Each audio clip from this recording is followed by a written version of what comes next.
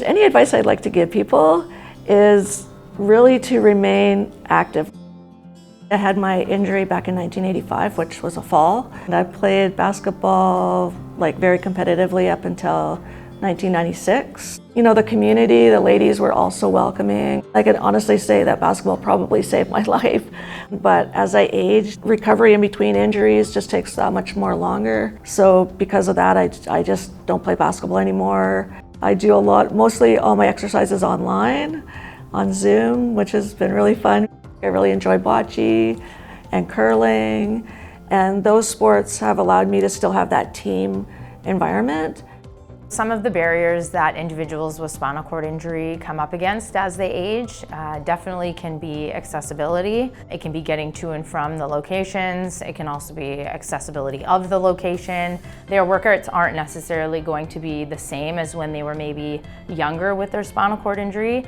We definitely start to see a decrease in strength, which can ultimately affect their independence. Priorities need to shift as how can they stay strong, how can they keep their energies high, and how can they keep healthy shoulders and spine. After my injury, I got involved in adaptive sports, which was when I was about 18. I had 14 years of career on the wheelchair basketball national team until 2004. The constant sort of same type of motions and movements and stuff caused a bit of overuse and some troubles in my shoulders. So I knew it was time to retire for some new adventures. After I retired, I had a really hard time being motivated to be active. I never really had a fitness program or plan, and I think that was my downfall. I had gained quite a bit of weight. And I started to find daily living was a little bit more difficult, transfers, all those kinds of things. I lost a bit of strength. I started with some of the online training with Megan. I was just a regular there every week. Then tried some of the seated yoga and some of the classes through Park to really kind of get my fitness back up again. If individuals aren't using their joints and muscles, they're going to lose what they had. Strength training can increase your muscle mass, which is important to maintain your strength. It can increase their bone density, which is through resistance training. We can increase our heart health with cardiovascular training. We can also increase essentially our happiness by creating new social connections through exercise.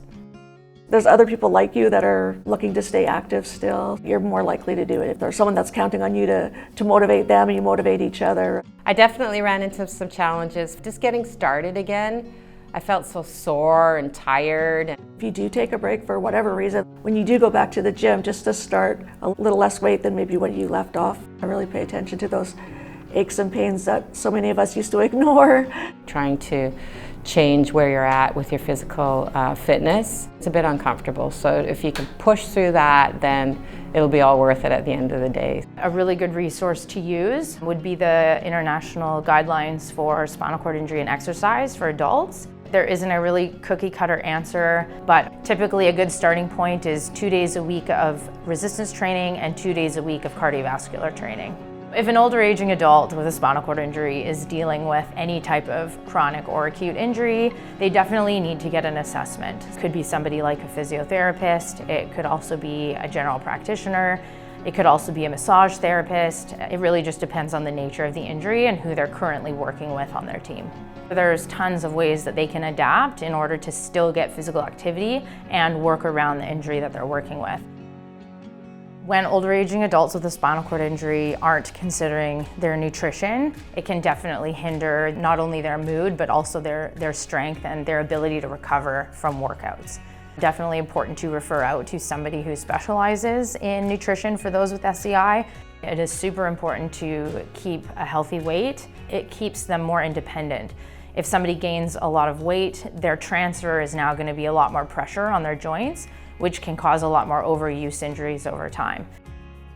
Find something that you're passionate about. You can't play basketball anymore, but you can still be involved with the organization, volunteering. The motion is the lotion is what my yoga teacher says, and it really is true. Like, just doing something to move is great. Now that I have the dog, I've been going for more walks, and the wheeling is really great. Getting up in the morning and starting the day off at 6:30 with a little walk is just really re-energized me, and my sleep's improved, my digestion's improved. I really feel better overall. I'm looking forward to just, aging gracefully and continuing on with my physical activity journey. I don't think I'll ever stop exercising.